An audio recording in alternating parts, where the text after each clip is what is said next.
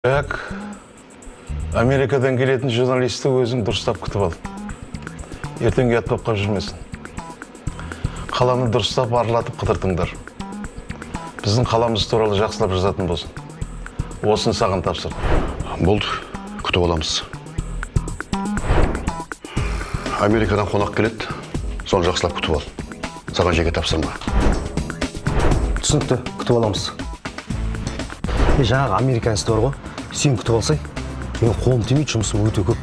Соның бәрін нормально бітірсең, акиматқа официально жұмысқа аламыз. Точно болды ма? Бұйырса? Болды онда. Болды.